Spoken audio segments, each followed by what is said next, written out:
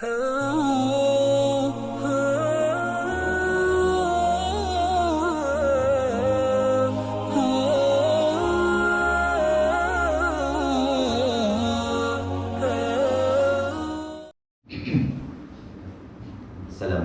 warahmatullahi wabarakatuh. Waalaikumsalam warahmatullahi wabarakatuh. Alhamdulillahirabbil alamin hamdan katsiran thayyiban mubarakan fihi kama yuhibbu rabbuna wa yarda. Asyhadu an la ilaha illallah wahdahu la syarika lah wa asyhadu anna Muhammadan abdullahi wa rasuluhu la nabiyya ba'dahu wa ba'du. Bapak-bapak sekalian, jamaah salat subuh rahimani wa rahimakumullah. Pagi hari ini kita akan melanjutkan pembahasan tentang thaharah yaitu wudu. Jadi antara thaharah adalah berwudu. Di antara perkara yang menunjukkan betapa urgennya kita mempelajari wudu, karena sholat kita tidak akan sah kalau tidak disertai dengan wudu yang sahih, wudu yang benar. Oleh karena itu penting sekali kaum muslimin untuk mengkaji kembali, melihat kembali bagaimana wudu yang bisa mencukupkan sholatnya. Ada sebuah hadis dari sahabat Ibnu Umar radhiyallahu anhuma, yaitu Abdullah Ibnu Umar radhiyallahu anhuma. Beliau mengatakan, sami'tu Rasulullah sallallahu alaihi wasallam yaqulu, aku pernah mendengar Rasulullah sallallahu alaihi wasallam beliau mengatakan, la tuqbalu salatun bighairi tahur. Kata Rasulullah, la tuqbalu salatun bighairi tahur. Tidak akan diterima salat tanpa taharah. Wala shadaqatun min gululin, dan sedekah dari harta gulul. Harta gulul ini adalah harta yang diperoleh oleh seseorang dengan cara kezaliman. Dengan cara kezaliman. Ketika ada peperangan, ya, ada peperangan. Usai perang, kalau kaum muslimin memenangkan peperangan tersebut, maka menyisakan harta rampasan perang, ya, harta rampasan perang. Kalau ada seseorang yang mengambil harta tersebut sebelum harta rampasan perang itu dibagikan kepada kaum muslimin, maka ini termasuk harta yang gulul, harta yang diambil dengan cara kezaliman. Dan masih banyak lagi harta gulul yang lainnya. Insya Allah di kesempatan yang khusus kita akan bahas. Poin penting dari hadis yang mulia ini, bahwa Rasulullah menjelaskan kepada kita, sholat kita itu tidak akan sah kalau tidak diawali dengan wudu yang benar, tidak diawali dengan thaharah. Sehingga Al-Imam An-Nawawi rahimahullah ta'ala, hadis ini diriwayatkan dalam kitab Muslim. Salah seorang ulama yang mensyarah, yang menjabarkan, yang menjelaskan hadis-hadis di dalam kitab Sahih Muslim, di antaranya adalah Al-Imam An-Nawawi. Ketika beliau rahimahullah ta'ala menjelaskan hadis ini, maka beliau mengatakan hadis ini adalah nas mengenai wajibnya thaharah untuk sholat. Dan kaum muslimin telah sepakat bahwa thaharah merupakan syarat sahnya sholat. Jadi ikhwan, saudaraku, bapak yang saya muliakan, sholat kita tidak akan sah kalau tidak disertai dengan toharoh yang benar. Di antara toharoh ketika kita hendak sholat adalah berwudu. Dalam hadis yang lain, Abu Hurairah radhiyallahu anhu, sahabat mulia Nabi sallallahu alaihi wasallam, beliau mengatakan, la tuqbalu salatu ahadikum idza ahdasa hatta yatawadda. Abu Hurairah menukil hadis dari Nabi sallallahu alaihi wasallam di mana Nabi mengatakan, la tuqbalu salatu ahadikum, tidak akan diterima salat salah seorang dari kalian idza ahdatsa, kalau dia berhadas. Ya, kalau dia berhadas. Hadas itu tidak nampak. Hadas itu tidak nampak dan tidak bisa diraba hadas itu. Orang yang pipis, orang yang buang air besar, berarti dia berhadas. Nampak nggak orang yang habis pipis? Atau orang yang habis durroh, mengeluarkan angin dari jalan belakang, apakah nampak dia berhadas? Tidak berhadas. Orang yang habis jima misalnya, dia berhadas, apakah nampak dia berhadas? Tidak. Hadas itu tidak nampak, tidak bisa kelihatan, tidak bisa diraba juga, itu hadas. Kata Nabi SAW, tidak sah, tidak akan diterima sholat salah seorang dari kalian apabila berhadas. Ya, baik hadas kecil ataupun hadas besar. Hatta yatawadda, sehingga dia berwudu. Nah, karena di sini hatta yatawadda, sehingga dia berwudu, sedangkan kalau seorang yang berhadas kecil, cara tohorahnya adalah dengan berwudu. Kalau seorang yang berhadas besar seperti junub, maka cara mensucikan dirinya adalah dengan mandi. Kalau dia hendak sholat, maka ditambah dengan wudu. Hadis yang kedua juga, ikhwan saudaraku, menunjukkan kepada kita bahwa kalau wudu kita tidak benar atau kita tidak berwudu, kalau kita tidak berwudu lalu kita sholatnya tidak sah. Begitu juga kasusnya kalau kita berwudu tetapi wudunya itu tidak benar, wudunya itu menyalahi cara wudu Rasulullah SAW, maka sholatnya pun tidak benar. Ketika Rasulullah SAW sholat, maka di antara jamaahnya adalah seorang sahabat Nabi SAW. Di dalam sholatnya, ya, maka Rasulullah SAW menjumpai, teman-teman, menjumpai apa? Menjumpai pada punggung kaki sahabat ini ada satu titik sebesar 1 dirham, 1 titik logam berupa dirham yang tidak tersiram dengan air, yang tidak terbasuh dengan air.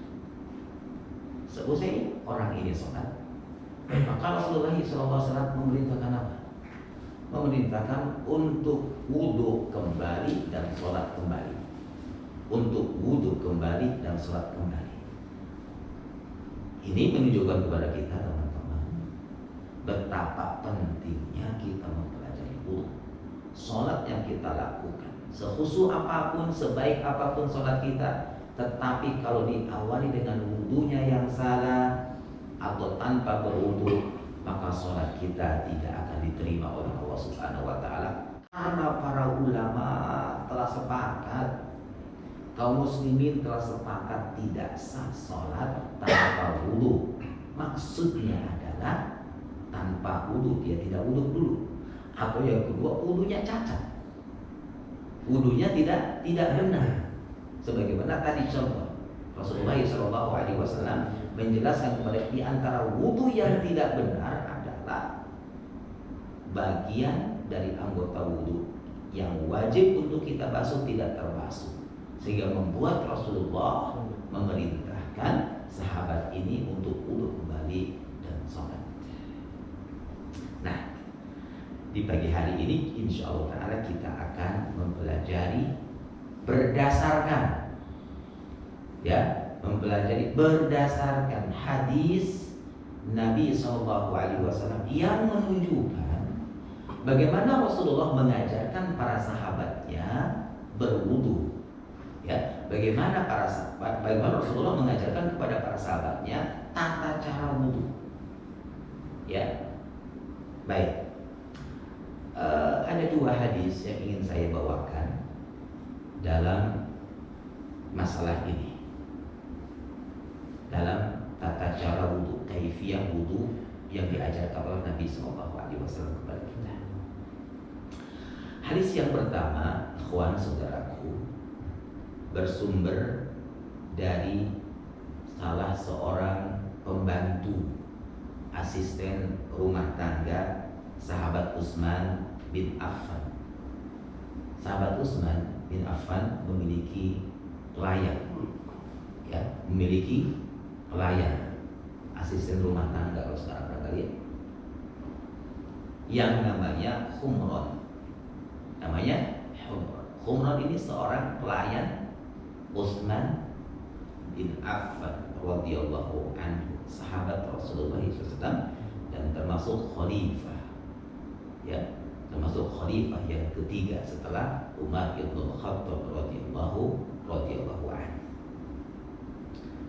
Dari mulai Abu Bakar, Umar, Utsman, kekhalifahannya ini ditolak oleh orang Syiah Rafidhah, sehingga dinamai dengan Syiah Rafidhah, Syiah yang melakukan penolakan. Karena Syiah Rafidhah ini, dan diantara sekte Syiah ini sektenya banyak kan, pecahan-pecahan Syiah ini banyak. Di antara sekte Syiah yang paling ekstrim adalah Syiah Rafidhah. Syiah Rafidhah menolak kekhalifahan tiga sahabat Nabi SAW, Abu Bakar, Umar, Utsman radhiyallahu anhu, dan hanya mengakui kekhalifahan Ali. Jadi yang patut, yang paling pas mendapatkan khalifah, ya, adalah Ali radhiyallahu anhu. Tetapi sebenarnya orang Syiah Rafidhah pun sebenarnya tidak mengagungkan Ali radhiyallahu anhu. Kenapa? Karena sepak terjangnya menyelisihi sahabat Ali radhiyallahu anhu. Nah, Humran maula Utsman akhbarahu anna Utsman bin Affan radhiyallahu anhu da'a biwudu'in fatawaddu'a. Nah, Humran beliau menceritakan, mengkhabarkan, ya, bahwasanya Utsman radhiyallahu anhu memintanya untuk dibawakan air, tentunya air untuk berwudu, ya, meminta kepada Humran agar dibawakan kepadanya air untuk berwudu. Maka Humran bercerita, fatawaddu'a, lalu beliau Utsman berwudu. Faghasala kafaihi, dalam wudunya Utsman radhiyallahu anhu, beliau memulai dengan faghasala kafaihi, beliau membasuh kedua telapak tangannya, ya, salasa marratin, 3 kali. Thumma madmadha wastanthara, kemudian beliau berkumur-kumur dan istinthar. Istinthar ini adalah mengeluarkan air dari hidung. Berarti di sini bukan berarti menapikan, menyedot airnya.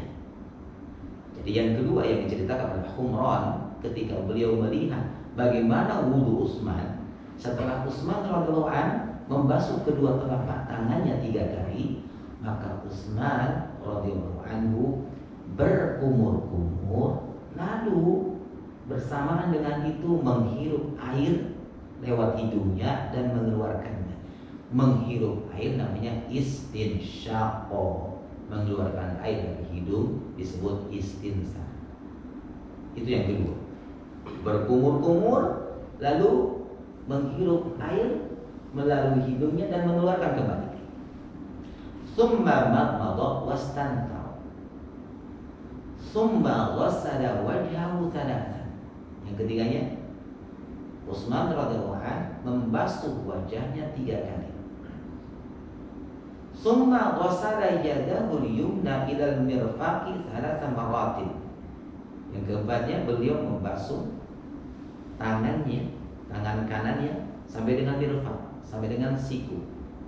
Summa ghassala yadahu al-yusra misla dzalik. Kemudian yang kelimanya, beliau membasuh tangan kirinya seperti yang beliau lakukan kepada tangan kanannya.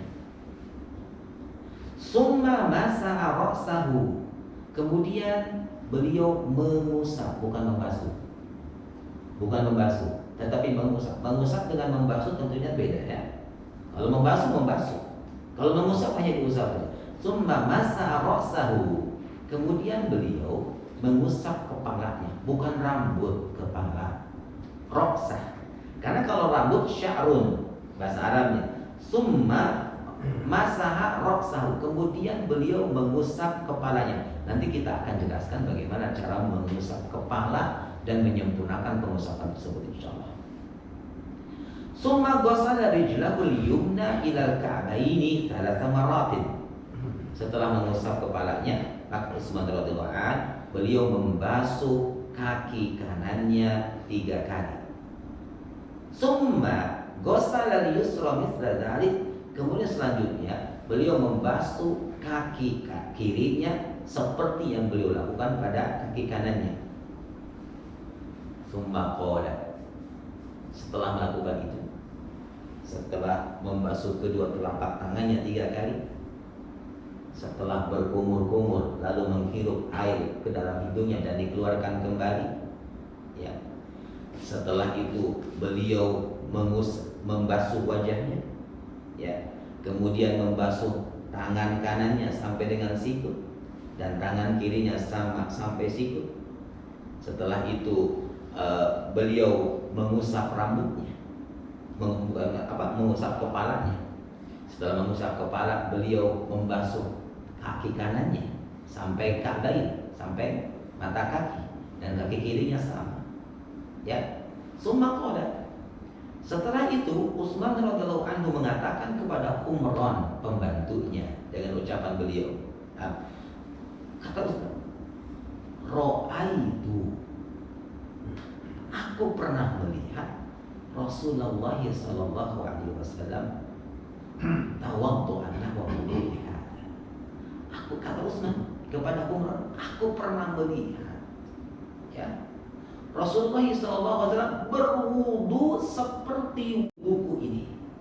Jadi wudu yang dilakukan oleh sahabat Utsman ibnu Affan radhiyallahu anhu sama dengan wudu yang dilakukan oleh Rasulullah SAW. Summa qala Rasulullah SAW, kata Utsman.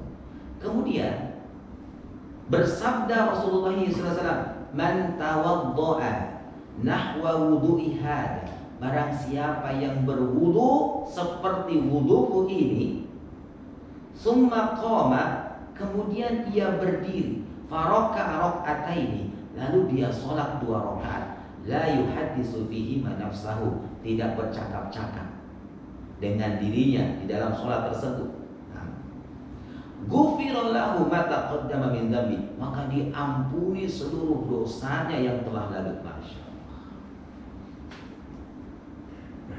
Hadis ini, ikhwan saudaraku bapak yang saya muliakan, hadis yang menunjukkan tata cara wudu yang diajarkan Rasulullah kepada para sahabatnya, di antaranya kepada Utsman ibnu Affan radhiyallahu anhu. Hadis ini Bapak bisa dilihat dalam kitab Imam Bukhari, kitab Sahih Bukhari nomor 159, dan juga bisa ditengok dalam kitab Imam Muslim nomor 226. Ini hadis yang pertama. Hadis yang kedua.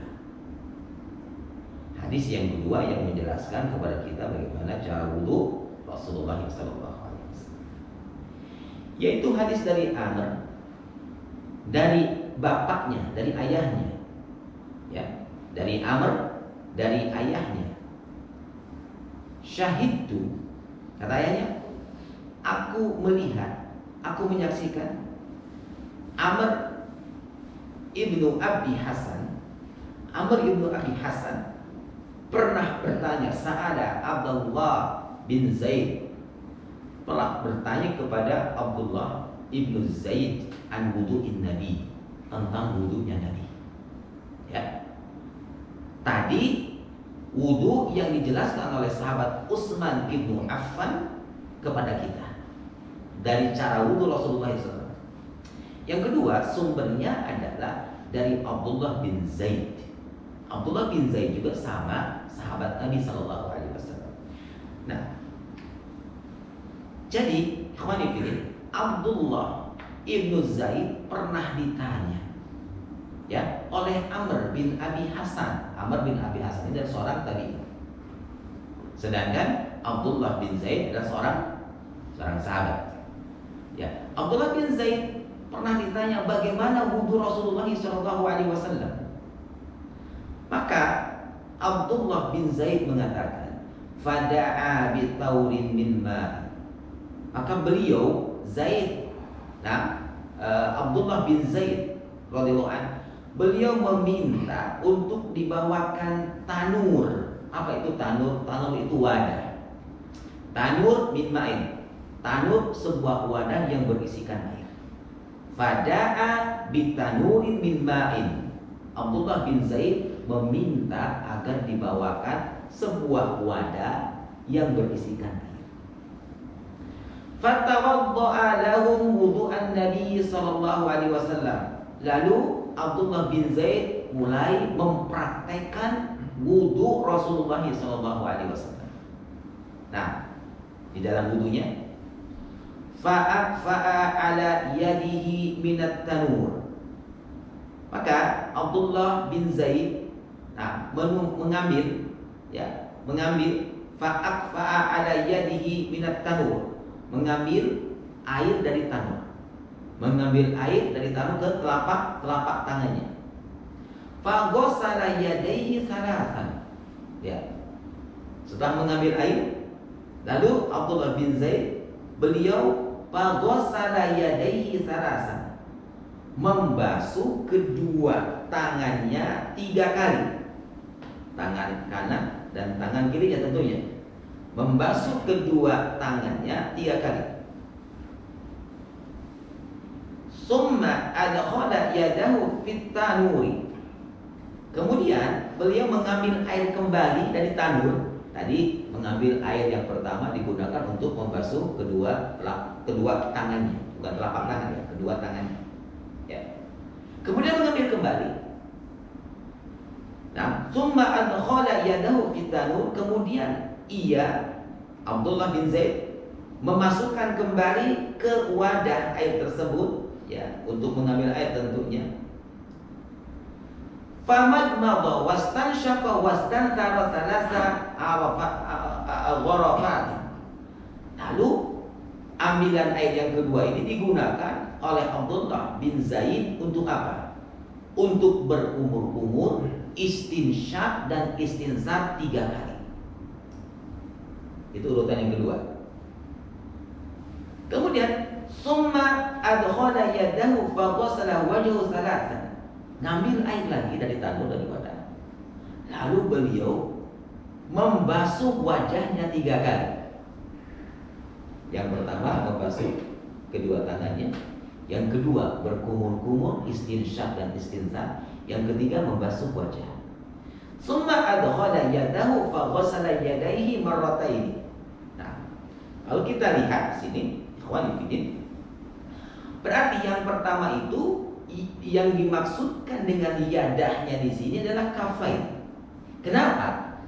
Karena di bagian yang keempatnya Abdullah ibnu Zaid setelah mengambil air dari tanur tersebut, lalu beliau membasuh kedua tangannya 2 kali sampai mirfaqatain, sampai sikut, 2 sikutnya.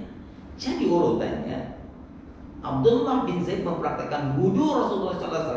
Yang pertama, beliau mengambil air dari dari tangan tersebut digunakan untuk membasuh telapak tangannya. Itu yang pertama. Kemudian ambilan yang kedua, ya, ambilan yang kedua digunakan untuk berkumur-kumur, istinsyak dan istinsah. Mengambil lagi digunakan untuk membasuh wajahnya 3 kali. Mengambil lagi digunakan untuk membasuh kedua tangannya sampai ke sikunya 2 kali. Marataini. Summa adkhalahu yadahu famasa ra'sahu. Kemudian mengambil kembali air tersebut atau memasukkan kembali kedua tangannya ke tangan tersebut lalu mengusap kepalanya. Fa'aqbala bihima wa adbara marratan wahidatan. Kata apa namanya? Ketika dipraktekkan, fa'aqbala bihima wa adbara marratan wahidatan. Wa aqbala bihima wa adbara marratan. Ya, beliau cara mengusapnya dari belakang. Beliau mengedepankan, nah, fa'aqbal mengedepankan ke depan, wa adbara mengembalikan ke belakang. Marratan wahidatan 1 kali. Summa ghasala rijlaihi ilal ka'baini, kemudian membasuh kedua kakinya sampai kedua mata kaki. Pernah nggak mempraktekkan dulu yang cara yang kedua ini? Hadisnya teman-teman sahih. Pernah nggak mendengar hadis yang ini? Jarang barangkali ya. Yang keumuman adalah hadis yang pertama. Hadis yang kedua pun ini sahih. Wudu ini telah dipraktekkan oleh Rasulullah SAW. Sekali-kali dipraktekkan, Pak. Pasti temannya Noel. Urutannya kok begitu? Karena yang kedua ini jarang dilakukan oleh kaum muslim. Oh, tapi ternyata ada. Jadi cara yang kedua itu apa? Mencuci kedua telapak tangannya 3 kali. Masukkan air. Setelah itu kita gunakan untuk apa? Untuk berkumur-kumur, istinsah dan istinsyak. Ya. Kemudian yang ketiga, memasukkan kembali kedua tangan kita untuk mengambil air dan membasuh wajah 3 kali. Dimasukkan kembali, kemudian membasuh kedua tangan kita sampai dengan sikut 2 kali. Setelah itu mengusap kepala dengan cara dari belakang ke depan, kemudian dari depan ke belakang kembalikan kembali 1 kali saja, kemudian membasuh kedua kakinya sampai dengan mata kaki. Itu 2 hadis yang menjelaskan tentang wudu Nabi SAW. Kedua hadis ini sama-sama dikeluarkan oleh Imam Bukhari dan Muslim dalam kitabnya. Ya, kedua hadis ini sama-sama dikeluarkan oleh Imam Bukhari di dalam kitab Sahihnya dan Imam Muslim di dalam kitab Sahihnya. Imam Bukhari dan Imam Muslim sama-sama mengeluarkan hadis yang kedua ini, tetapi kebanyakan kaum muslimin asing dengan hadis yang kedua ini. Baik, dari hadis di atas, teman-teman, bapak sekalian yang saya muliakan, ya, dapat kita ringkas bagaimana cara wudu Rasulullah SAW. Cara yang pertama minimalnya, yang pertama adalah berniat dalam hati untuk berwudu, menghadirkan keinginan yang sangat keras, ya, benar-benar dalam hati kita untuk berwudu. Yang kedua, setelah berniat dalam hati kita, maka kita ucapkan Bismillah. Sebelum kita ucapkan Bismillah. Yang ketiganya adalah membasuh kedua telapak tangan kita 3 kali. Berniat dalam hati, lalu kita berucap Bismillah. Yang ketiganya, kita membasuh kedua telapak tangan kita 3 kali. Yang keempatnya adalah mengambil air dengan tangan kanan. Teman-teman perhatikan.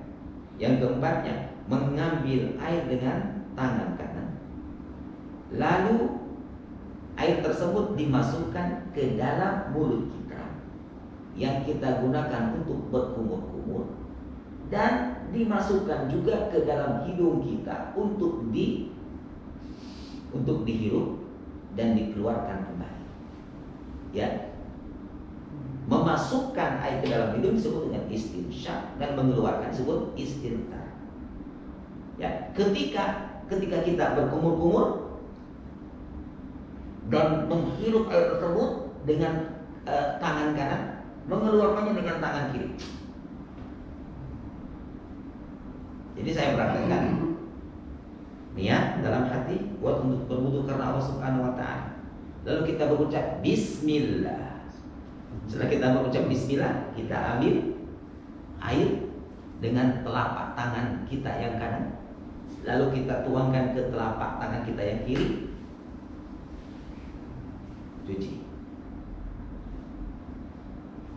Cuci 3 kali. Setelah itu kita mengambil air kembali dengan satu telapak tangan kanan kita gunakan berkumur-kumur.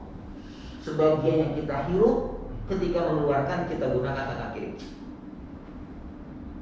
Yang kelimanya, membasuh seluruh wajah. Yang dimaksud dengan wajah di sini, teman Bapak yang saya muliakan, adalah ketika kita berhadapan dengan seseorang yang nampak dan depan itu wajahnya.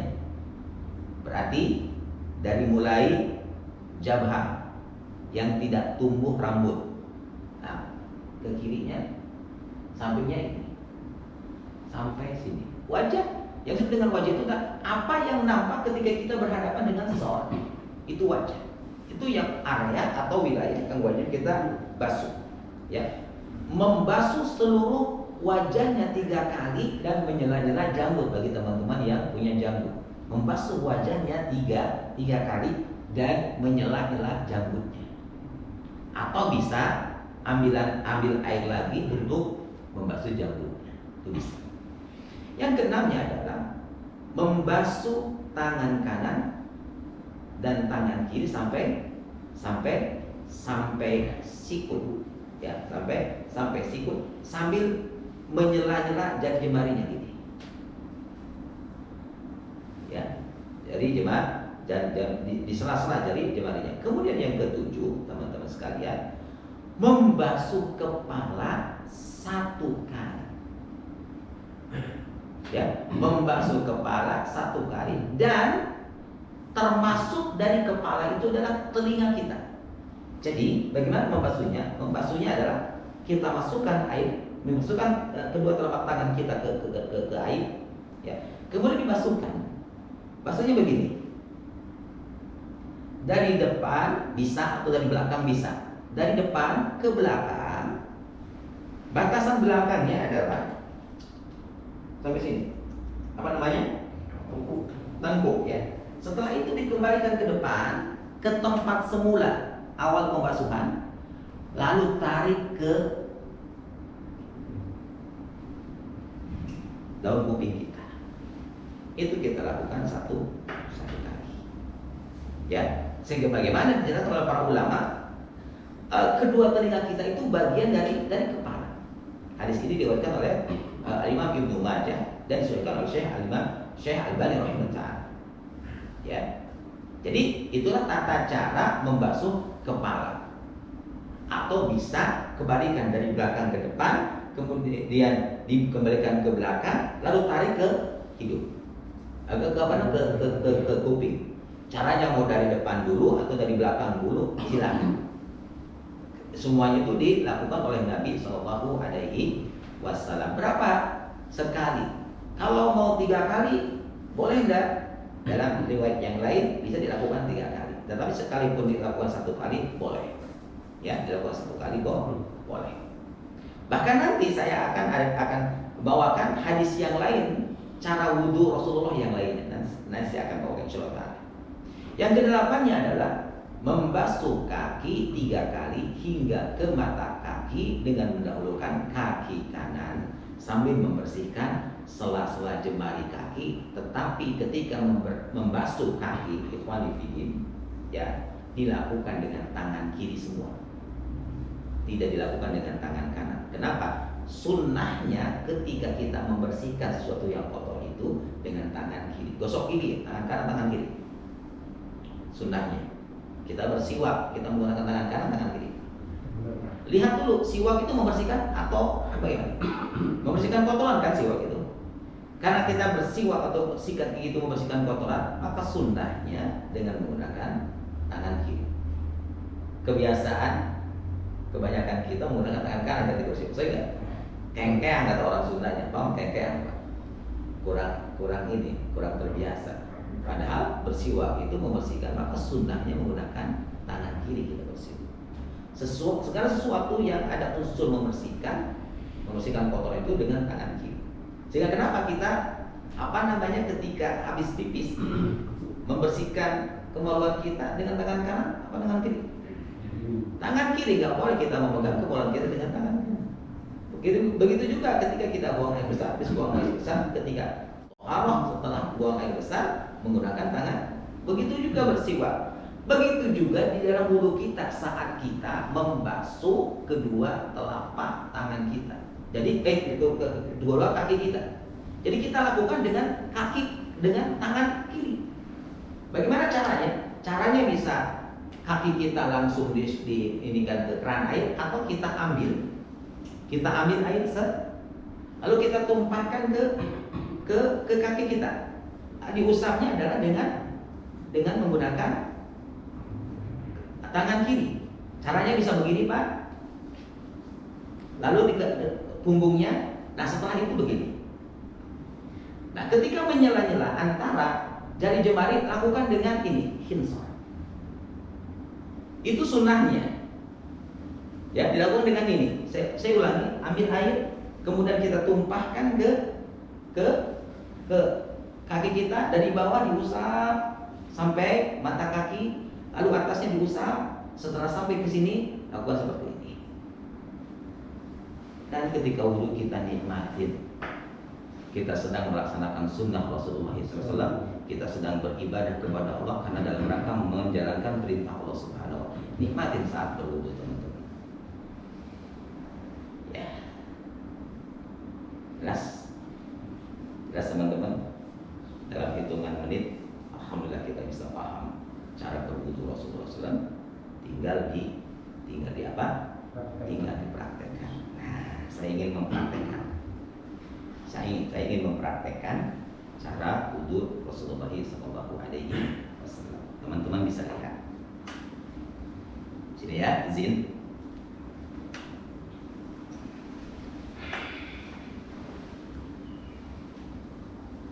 Ya, kita akan berwudhu nih. Anggap saja di hadapan kita ada air. Yang bagus sih langsung praktek ke sana ya. Praktek ke apa namanya? Ke keran yang bagus sih. Nanti kita praktek ke keran. Ya. Hadirkan dalam hati untuk berwudu. Hadirkan dalam hati untuk berwudu karena Allah Subhanahu wa Ta'ala. Ya. Setelah itu kita ucapkan Bismillah. Cukup dengan Bismillah. Ya. Cukup dengan Bismillah. Nah, kita ambil air. Misal wudunya dengan apa? Wadah atau dari pancuran boleh, dari keran silakan aja boleh. Kita ambil air, kita tumpahkan ke tangan telapak yang kiri, kita basuh. Ambil lagi, tumpahkan, kita basuh. Ambil lagi, tumpahkan, kita basuh. Ketika mau basuh di sela-sela. Ya, di sela-sela. Setelah selesai itu, kita ambil air. Kita mengambil air dengan telapak tangan. Ambil.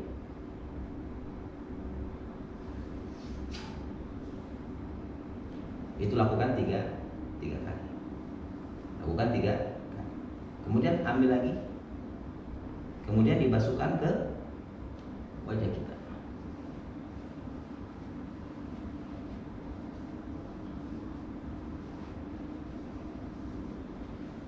Lakukan 3 kali. Ambil lagi. Kemudian mau dari atas boleh begini, misal ambil, tapi diusap-usap. Caranya begini, ambil air, kita tumpahkan, tarik sampai sikut, diusap lagi ininya, sambil diusap-usap begini, ujungnya begini. Set.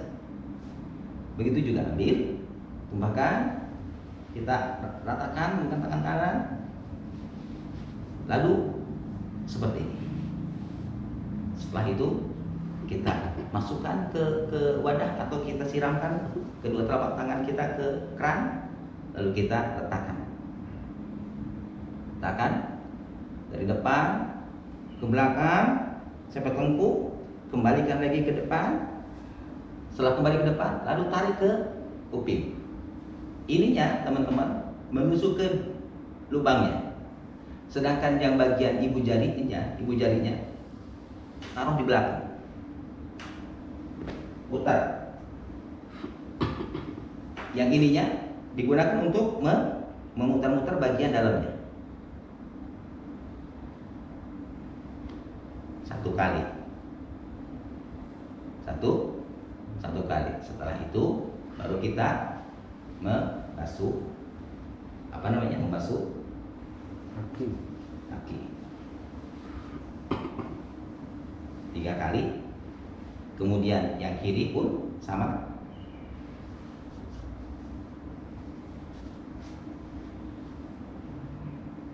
Tiga kali.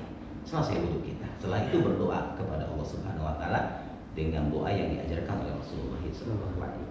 Jelas? Clear, Pak? Wadih? Wow, alhamdulillah. Itu cara yang pertama.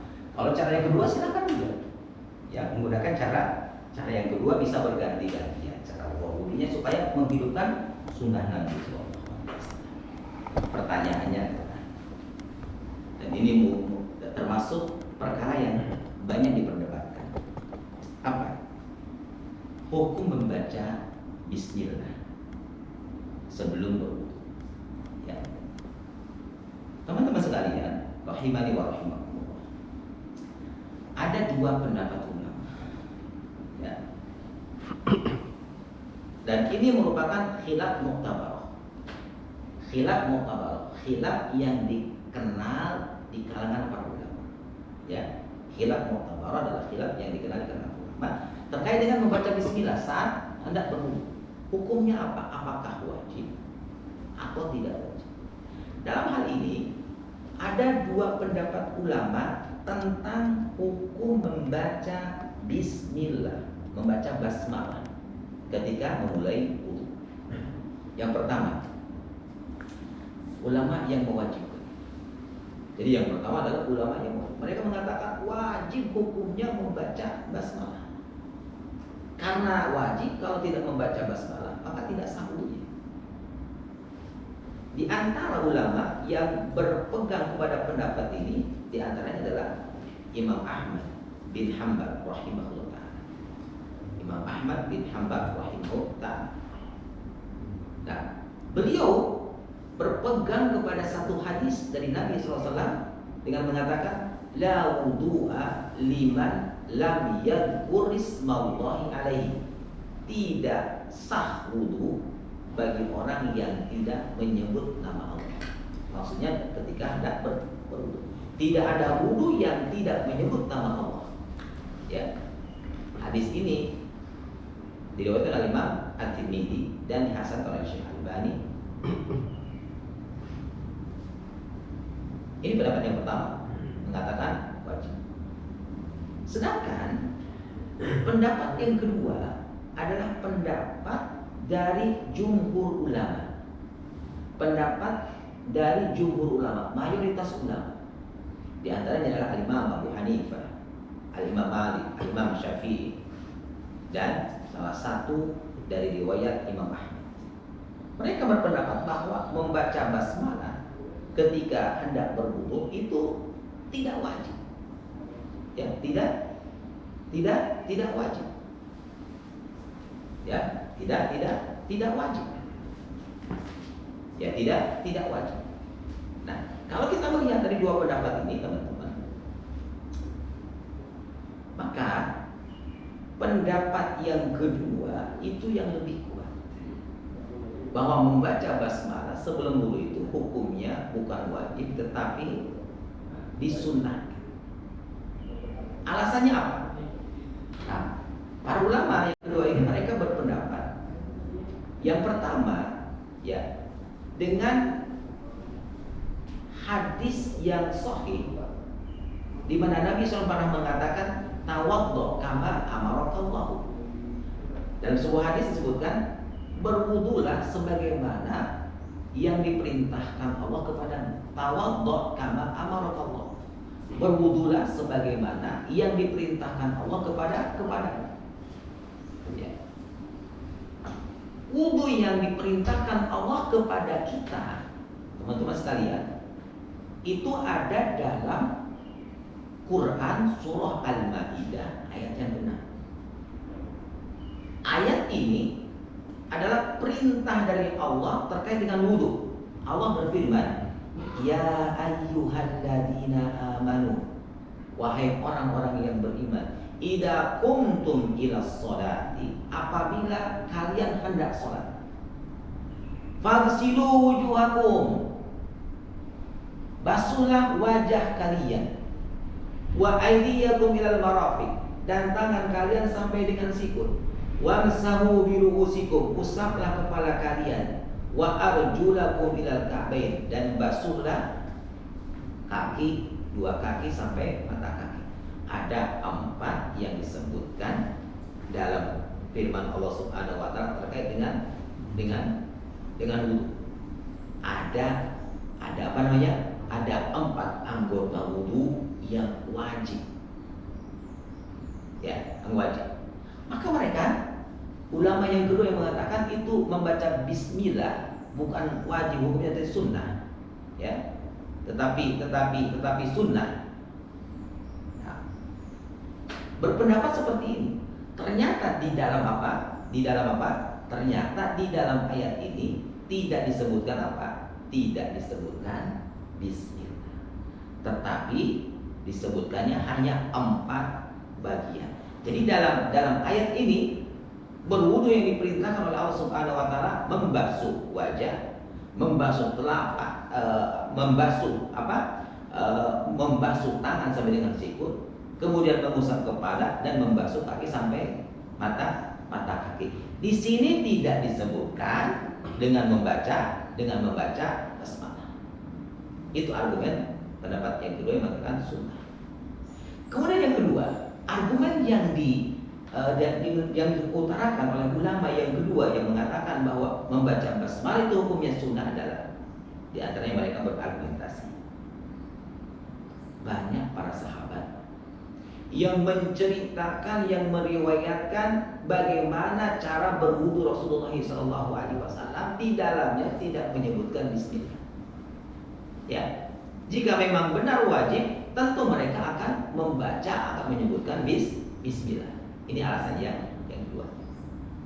Ya, alasan yang keduanya. Jadi sehingga dengan demikian pendapat yang lebih menenangkan kita, pendapat yang lebih mendekati kepada kebenaran bahwa membaca bismillah itu adalah hukumnya sunnah. Akan tetapi sekalipun sunnah, ikhwani fillah, jangan kita bersengaja meninggalkan membaca basmalah dengan berkata, sunnah ini gak usah basmalah. Tetap untuk mendapatkan keberkahan di dalam amal ibadah kita, ikhwani fillah, awali semuanya dengan bismillah, dengan mengucapkan bismillah sekalipun sunnah. Tetapi jangan kita bersengaja untuk apa? Bersengaja untuk meninggalkan membaca bismillah ketika hendak berwudu. Ya, hukum yang paling kuat dalam hal ini adalah sunnah, bukan wajib. Bukan wajib. Baik, mungkin sampai di sini dulu. Ada pertanyaan barangkali terkait dengan wudu? Ustaz, yang tadi yang membaca bismillah itu kalau dilihat dari 2 hadis yang disebutkan tadi tidak ada disebutkan. Iya. Begitupun, sehingga alasan ulama yang kedua adalah dari riwayat-riwayat yang menunjukkan cara wudu Rasulullah SAW tidak didapatkan ucapan bismillah. Ya, pertanyaannya. Jadi kemudian kita mengambil kesimpulan bahwa sekalipun itu dikatakan sunnah, bahwa kita tidak serta-merta harus meninggalkannya. Ya. Berarti kalau menurut itu nggak disebutkan, kenapa nggak meninggalkan sekalian gitu, karena memang tidak. Itu diambil dari keumuman hadis. Oh.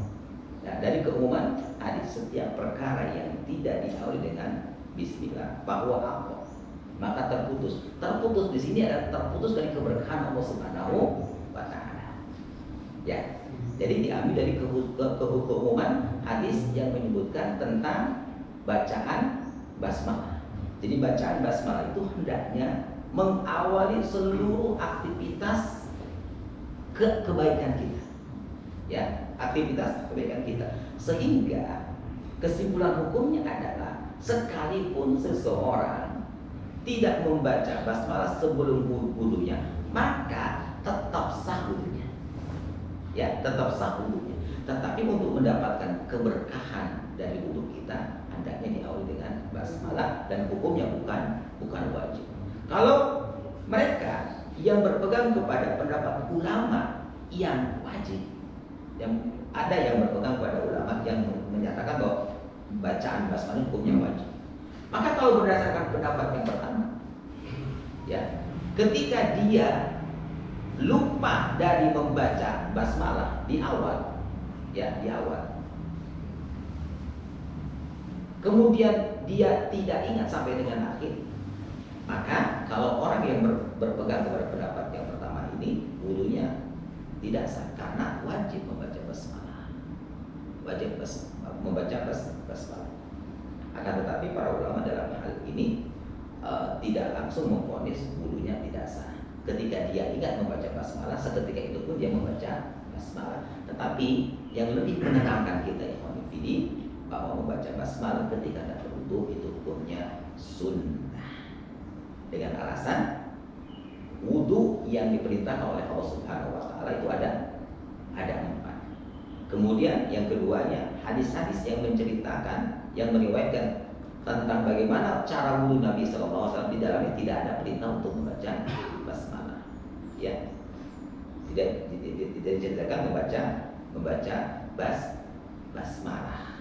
Sehingga pendapatnya lebih menenangkan kita adalah pendapat yang mengatakan membaca basmalah itu hukumnya sunnah, tetapi bukan berarti hukumnya sunnah lantas kita bersengaja untuk meninggalkannya.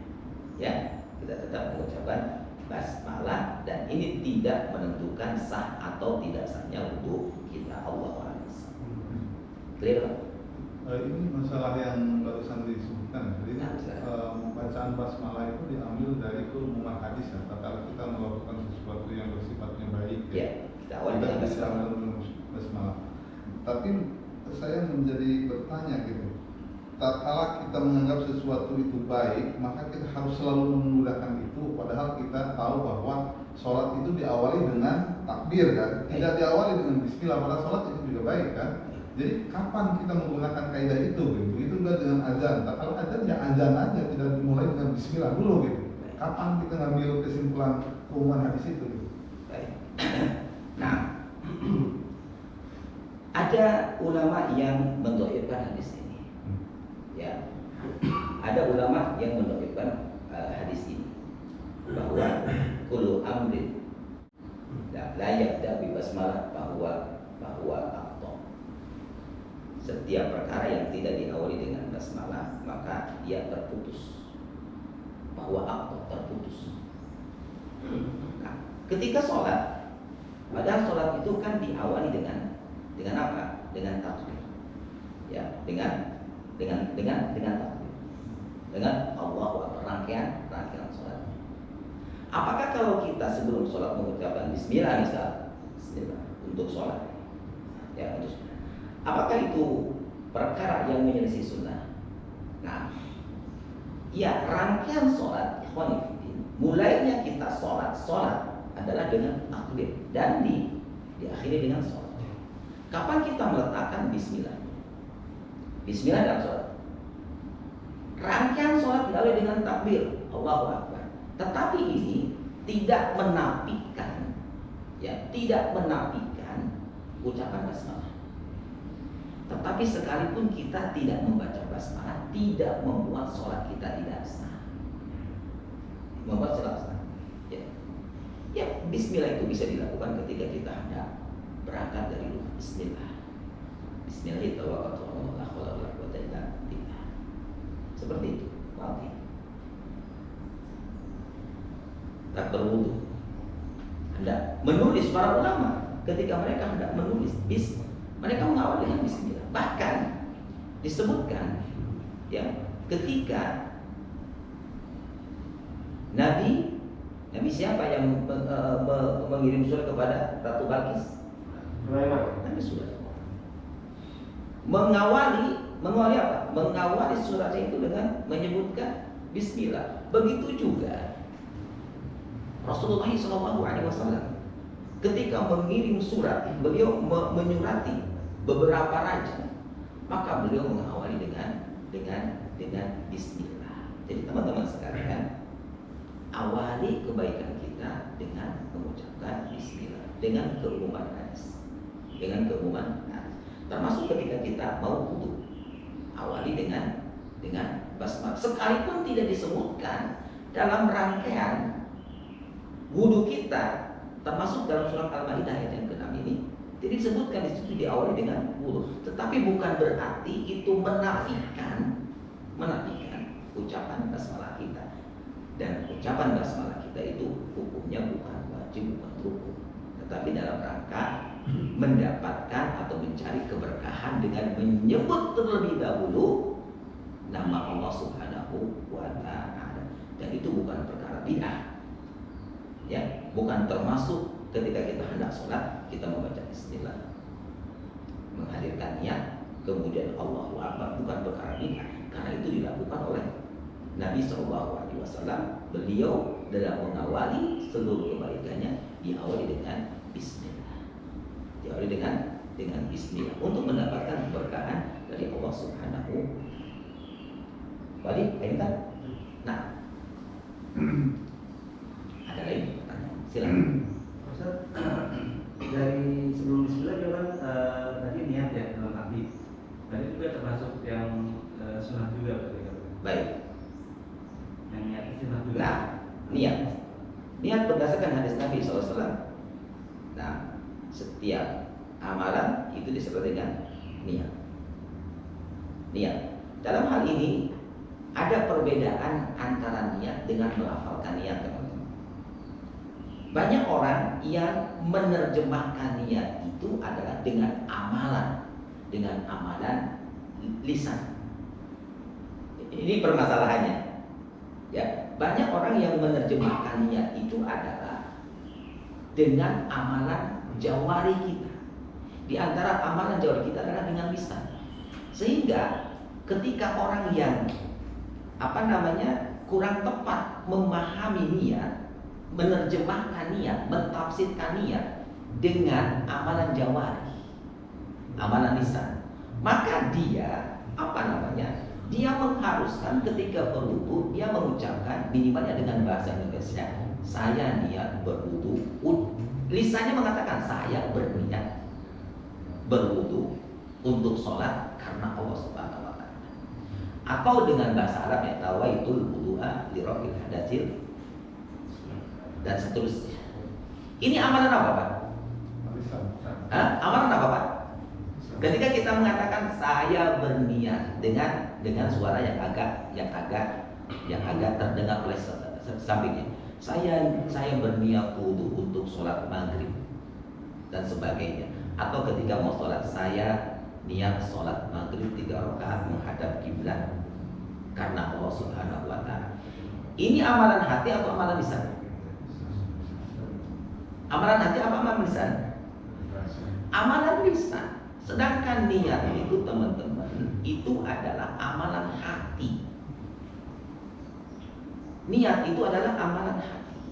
Sekalipun seseorang mengatakan saya sedekah kepada antum ini, saya sedekah kepada antum ini karena Allah Subhanahu wa ta'ala. Lisannya mengatakan itu, tetapi di balik hatinya ada keinginan mendapatkan pujian, ingin dikatakan jawab. Mana yang lebih dilirik, mana yang lebih dilihat oleh Allah Subhanahu wa ta'ala? Apakah lisannya mengatakan karena Allah saya bersedekah kepada engkau, atau hatinya? Maka yang dilihat oleh Allah Subhanahu wa ta'ala adalah niatan di dalam hati. Karena sesungguhnya ikhwan, saudaraku, niat itu amalan hati. Amalan hati. Yang menentukan diterima atau tidaknya ya amalan kita, yang pertama niat karena Allah Subhanahu wa taala, dan yang keduanya adalah karena amalan tersebut dilakukan berdasarkan apa? Berdasarkan contoh dari Nabi Shallallahu Alaihi Wasallam. Itu terkait dengan niat, Pak ya. Jadi betul ketika kita berwudu atau kita melakukan amalan yang lain, hendaknya menghadirkan niat. Tetapi niat itu tidak mesti dilafalkan, ya, tidak mesti dilafalkan, ya, tidak mesti dilafalkan. Tetapi cukup dengan menghadirkan di dalam hati kita. Ketika Nabi Shallallahu Alaihi Wasallam hendak sholat, maka Nabi Shallallahu Alaihi Wasallam berdiri pakabbar,